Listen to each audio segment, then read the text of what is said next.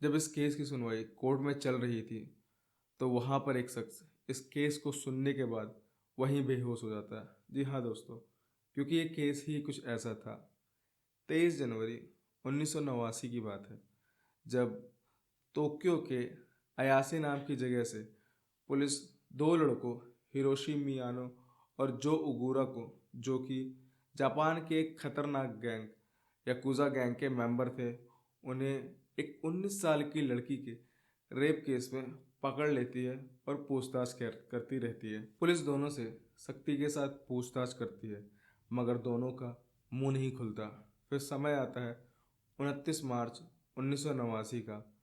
Police को Hiroshi मियानो के घर से एक लेडी का अंडरवेयर मिलता है और पुलिस का शक और बढ़ जाता है। अब पुलिस दोनों को अलग अलग करके पूछती है और अंधेरे में एक तीर चलाती है और 3 महीने पहले हुए एक लेडी के मर्डर केस के बारे में हीरो मीनाशी को बोलती है कि हमें पता है कि तुमने एक मर्डर भी किया है।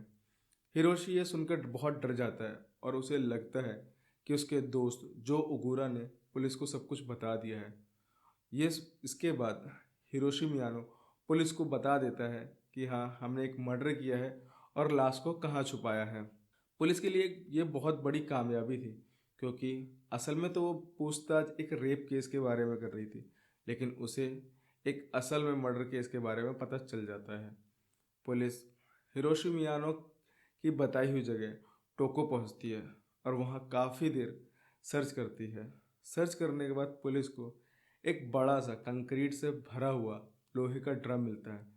पुलिस उस भारी भरकम लगभग 300 केजी के लोहे के ड्रम को एक क्रेन की मदद से उठवाती है। पुलिस उस ड्रम को अपने साथ ले जाती है और उसे काटती है। जब उसको काटा जाता है तो उसमें से एक लड़की की लाश निकलती है, जो बहुत गंदी तरीके से सड़ चुकी होती है और उसमें से स्मेल आ रही होती है। उसे पहचानना लगभग नामुमकिन होता है। इसके बावजूद पुलिस उस लाश को फिंगरप्रिंट्स की मदद से पहचान करती है और जब रिपोर्ट आती है तो पुलिस दंग रह जाती है, क्योंकि ये वो 19 साल की लड़की थी ही नहीं जिसके बारे में पुलिस पूछताछ कर रही थी। ये लड़की थी जुंको फरूता। दोस्तों, कहानी की शुरुआत होती है अब यहाँ से। कहानी है जुंको फरूता की, जो एक 17 साल की लड़की थी जिसका जन्म 18 जनवरी 1971 में जापान के मियासो साइतामा में हुआ था। जुंको यशोमियामी नाम के स्कूल में एक हाई स्कूल की स्टूडेंट थी और 1988 में उसने एक प्लास्टिक मोल्डिंग कंपनी में पार्ट टाइम जॉब ज्वाइन कर लिया था। इसके साथ ही साथ उसने एक इलेक्ट्रॉनिक कंपनी में फुल टाइम जॉब भी एक्सेप्ट कर ली थी, जिससे वो अपना स्कूल कंप्लीट होने के बाद मतलब अप्रैल के महीने में ज्वाइन करने वाली थी। पर अफसोस की बात, वो ऐसा कर न सकी। जुनको जिस स्कूल में पढ़ाई करती थी, हिरोशी मियानो भी उसी स्कूल में पढ़ाई करता था और मन ही मन जुनको को चाहता था। एक दिन मियानो ने जुनको को डेट पे ले जाने के लिए अप्रोच किया, लेकिन जुनको को पता था कि मियानो किस तरह का लड़का है, इसलिए वो मियानो को साफ मना कर देती है, जिसकी वजह से मियानो को बहुत गुस्सा आता है, क्योंकि वो याकुजा गैंग का मेंबर था और इसी की वजह से स्कूल में सब उससे डरते थे और उसे किसी भी बात के लिए मना नहीं करते थे। लेकिन जुंको के मना करने के बाद मियानो को बहुत गुस्सा आता है और वो उससे बदला लेने की सोचता है। 25 नवंबर 1988 की एक रात हिरोशी मियानो अपने एक दोस्त नोबुहारू मिनाटो के साथ मोपेड पे घूम रहा होता है और इन दोनों का यही काम होता है कि जो भी मिले उसे डरा धमका के उनसे पैसे छीन लेना और अगर कोई लड़की मिले तो उसका फ़ायदा उठा लेना। वो यही करते हैं। उसी रात रात के करीब 8:30 बजे जुनको अपना पार्ट टाइम जॉब करके अपनी साइकिल से घर की तरफ रवाना होती है, लेकिन इत्तेफाक से मियानो उसे देख लेता है और उसे अपने बदला लेने की सोचती है। नोबुहारू मिनाटो मियानो के कहने पे भागते हुए जाता है और जिंको को उसकी साइकिल से गिराकर भाग जाता है। इधर पीछे से मियानो भागते हुए आता है और जुंको को सहारा देने लगता है और ऐसे एक्ट करता है जैसे उसे कुछ पता ही नहीं हो। वो जुंको को बोलता है कि मैं तुम्हारे साथ तुम्हारे घर तक चलूँगा, क्योंकि पता नहीं वो शख्स क्या पता दोबारा आ जाए और तुम्हें परेशान करना लग जाए। जुनको उसे जानती थी क्योंकि वो उसके स्कूल में पढ़ता था, इसलिए जुनको उस पर भरोसा कर लेती है और मियानो के साथ चल देती है। कुछ दूर चलने के बाद मियानो उसे एक बड़े से खाली से गोदाम में ले जाता है और वहाँ ले जाके उसे सब सच बता देता है। वो बता देता है कि जिस लड़के ने तुम्हें धक्का दिया वो मेरा ही आदमी था और हम दोनों याकुजा गैंग के मेंबर हैं, और अगर तुमने यहाँ से भागने की कोशिश की तो मैं तुम्हें मार दूंगा। यह सुनकर जुनको बहुत डर जाती है और जैसा वो कहता है वैसा ही वो करती है। इसके बाद अब मियानो जुंको के साथ रेप करता है और उसे रेप करने के बाद एक टैक्सी बुक करके पास ही के किसी होटल में लेके जाता है और वहाँ ले जाकर फिर उसके साथ रेप करता है। और रेप करने के बाद अपने दोस्त नोबुहारो मिनाटो और उसके दो और दोस्त जो उगुरा और याशुशी वटनाबे को कॉल कर कर बड़े मज़े से अपनी ये बातें बताता है। और उसके ये दोस्त ये सुनकर बोलते हैं कि अभी उस लड़की को जाने मत देना, हम भी वहाँ आ रहे हैं। और इन सब में 25 नवंबर की रात बीत जाती है और फिर आता है 26 नवंबर का दिन। रात के करीब 3 बजे मियानो जुंको को लेकर एक पार्क में जाता है जहाँ पर उसके 3 दोस्त उसका ऑलरेडी वेट कर रहे होते हैं। उनमें से एक दोस्त जुंको की डायरी निकालता है और उसमें से उसका एड्रेस देख लेता है और वो जुंको को डराने लग जाते हैं। कहते हैं कि हमें पता है तुम कहाँ रहती हो और अगर तुमने भागने की कोशिश करी या किसी को कुछ बताने की कोशिश की तो हमारी याकुजा गैंग के मेंबर तुम्हारे घर वालों को मार देंगे। यह सुनकर जुंको और डर जाती है और जैसा वो कहते हैं वैसा ही वो करती है। अब ये चारों जुंको को लेकर नोबुहारो मिनाटो के घर लेके जाते हैं और वहाँ उसका गैंग रेप करते हैं। नोबुहारू मिनाटो के पेरेंट्स काम की वजह से ज़्यादातर समय घर के बाहर ही रहते हैं और इधर जुंको के पेरेंट्स बहुत परेशान हो रहे होते हैं कि उनकी लड़की अभी तक आई क्यों नहीं।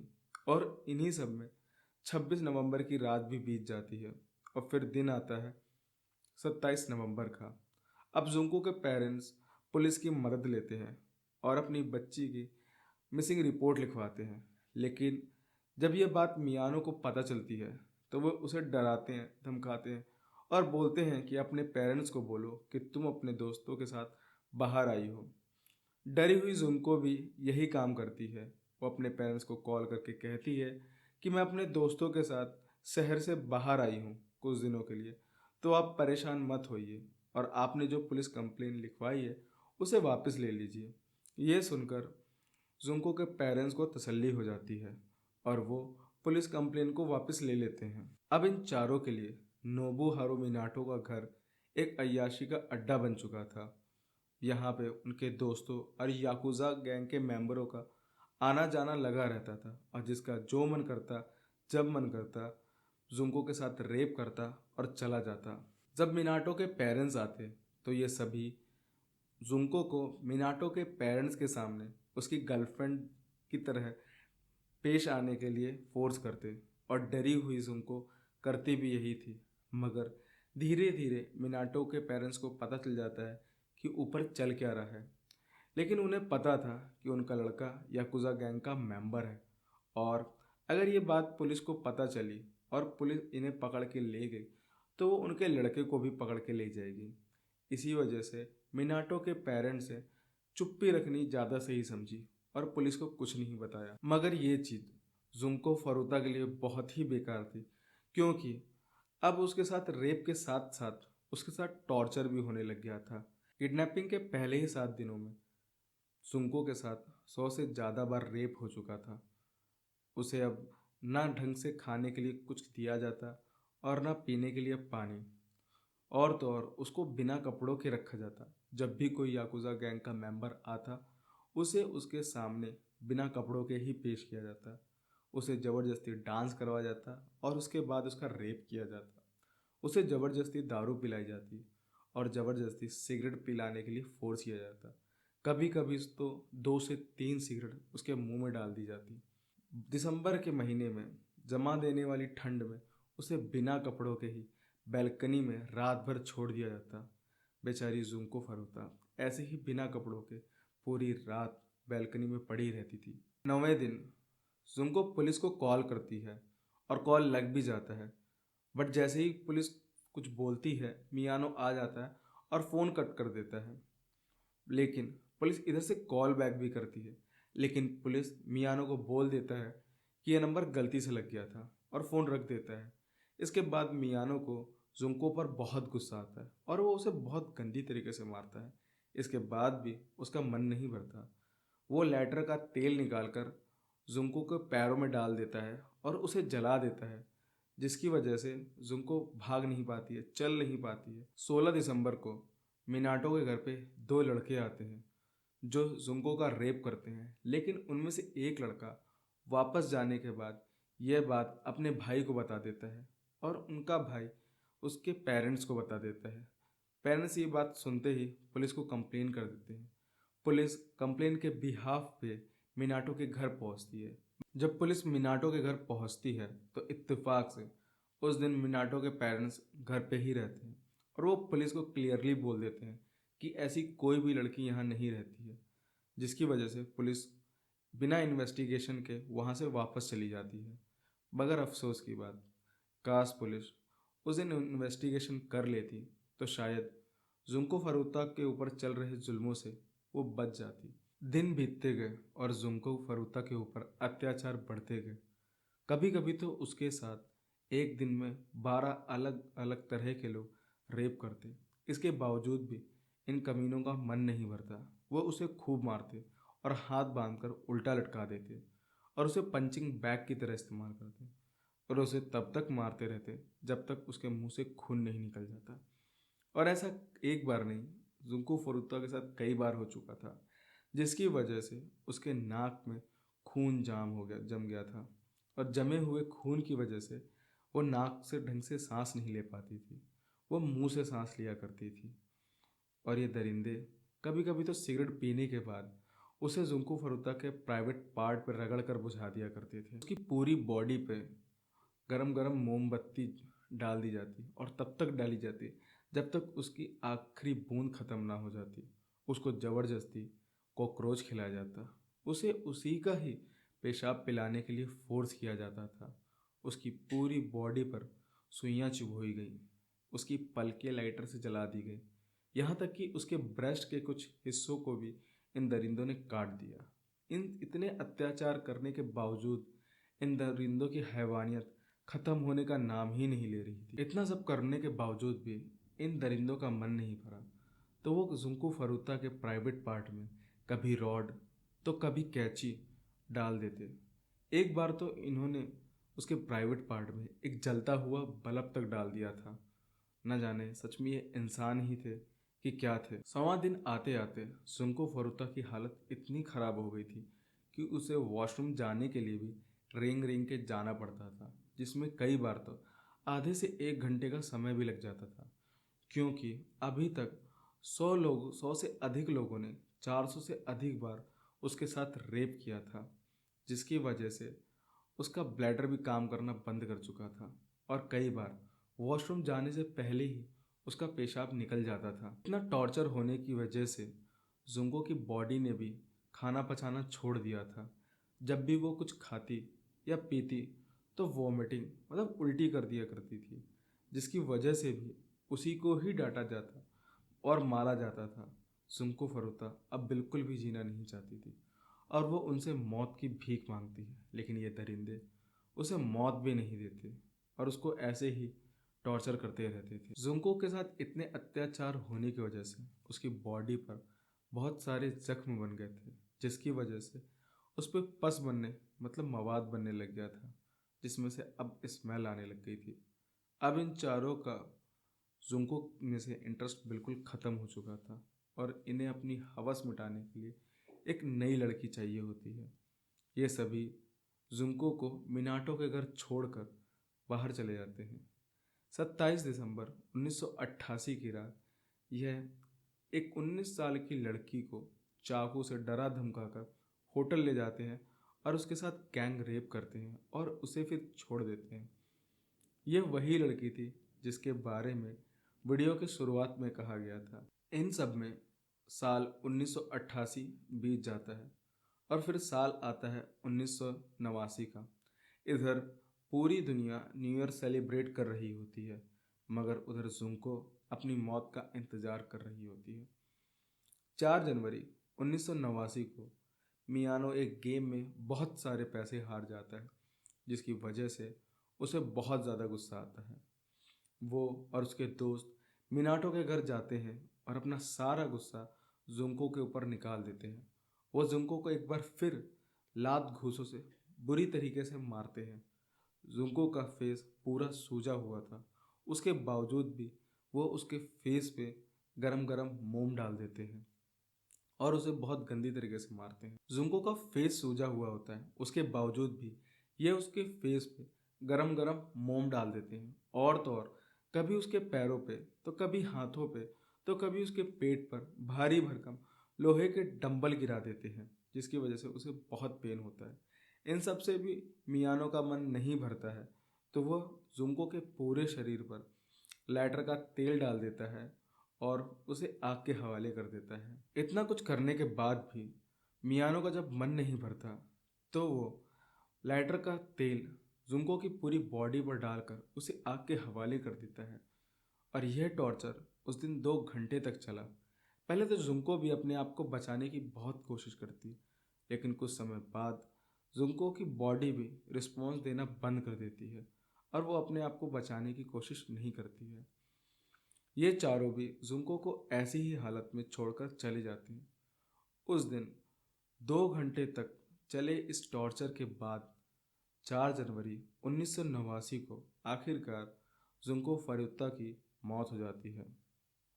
और अच्छा ही हुआ था कि वो मर गई, क्योंकि अगर वो जिंदा रहती तो ना जाने और उसको कितना टॉर्चर झेलना पड़ता। अगले दिन जब ये चारों दरिंदे याकुजा गैंग के मेंबरों के साथ घूम रहे होते हैं, तब मिनाटो का भाई, जिसे ये सब पता होता है, वो मिनाटो को कॉल करके बताता है कि जुंको कल से ऐसी ही पड़ी हुई है, लगता है उसकी मौत हो गई है। ये सुनकर चारों के चारों भागकर आते हैं और चेक करते हैं और उन्हें पता चलता है कि जुंको मर चुकी है। जब इन्हें पता चलता है कि जुंको की मौत हो चुकी है, तो अब ये उसकी बॉडी को ठिकाने लगाते हैं। वह उसकी बॉडी को बड़े से कंबल में लपेटते हैं और ऊपर से टेप मार देते हैं। उसके बाद उसे एक बैग में डालकर एक बड़े से ड्रम में डाल देते हैं और उसके ऊपर सीमेंट और कंक्रीट के गीले मसाले को डालकर गाड़ी में भर के कोटो, जो कि टोक्यो में एक जगह है, उसकी तरफ रवाना हो जाते हैं। वो सोचते हैं कि वो उसे समुद्र में फेंक देंगे, लेकिन कोटो पहुंचने से पहले ही उनको एक सुनसान जगह मिलती है, जहां पर वो उस बॉडी को छोड़कर चले जाते हैं। जब ये केस पुलिस वालों को पता चलता है, तो पूरा पुलिस डिपार्टमेंट हिल जाता है। इसके बाद पुलिस हिरोशी मियानो, उसके दोस्त जो ओगुरा, नोबुहारो मिनाटो और यासुशी वटनाबे को गिरफ्तार कर लेती है। बट अफसोस की बात, ये चारों नाबालिग थे, जिसकी वजह से पुलिस इनका नाम दुनिया में नहीं लाना चाहती थी। और तो और इनको ज़्यादा सजा भी नहीं दी जा सकती थी। जुंको फरुता की लाश एक कंक्रीट से भरे हुए ड्रम में मिली थी, जिसकी वजह से इस केस का नाम concrete in case high school murder case रखा गया। इन चारों की पहचान तो हो नहीं पाई थी, बट जुंको फरुता की ये कहानी जब सुकान गुनशुन नाम की मैगजीन के एक राइटर ने सुनी, तो उसने अपने आर्टिकल में इन चारों का असली नाम छाप दिया, वो भी मैगजीन के फ्रंट पेज पर। इसके बाद ये कहानी पूरे जापान और फिर पूरी दुनिया के सामने आई। जब ये कहानी सबके सामने आई, तो सभी दंग थे। जुंको फरुता की माँ तो, उसके दिमागी हालत खराब हो गई थी, उन्हें एक साइकेट्रिक की हेल्प लेनी पड़ी। फिर समय आता है 2 अप्रैल 1989 का, जिस दिन जुंको फरुता की अंतिम यात्रा निकाली जाती है। जुंको को ग्रेजुएशन ना होने के बावजूद भी वहाँ के प्रिंसिपल उसके ग्रेजुएशन की डिग्री उसके माता पिता को सौंप देते हैं। और तो और उस इलेक्ट्रॉनिक शॉप का ऑनर भी वो ड्रेस जिसे पहनकर जुंको शॉप पे काम करने वाली थी, वो उसके माता पिता को दे देते हैं। जुंको के माता पिता ये सभी सामान जुंको के ताबूत में डालकर उसको विदा कर देते हैं। 3 जुलाई 1990 को टोक्यो की एक लोअर कोर्ट ने हिरोशी मियानो, जो इस क्राइम का लीडर था, उसे 17 साल की और उसके बाकी के दोस्तों को 6-6 साल की सजा सुनाई। इसके बाद इन लोगों ने लोअर कोर्ट के इस फैसले को टोक्यो की हाई कोर्ट में चैलेंज किया, बट टोक्यो की हाई कोर्ट के जज रयूजी यानासे ने इसमें और ऐड कर दिया। उन्होंने हिरोशी मियानो उसकी सज़ा को 3 साल मतलब 17 साल से 20 साल कर दिया और उसके दोस्तों की सज़ा को 6 साल से 9 साल कर दिया। इसके बाद जुंको फरूता पर बहुत सारे गाने और बहुत सारी मूवीज़ भी बनी और मुझे लगता है कि जुंको फरूता के साथ जो रेप हुआ वो अब तक के इतिहास में सबसे खतरनाक, सबसे बेहियात और सबसे खराब, जिसका कोई शब्द ही नहीं, उनमें से एक था।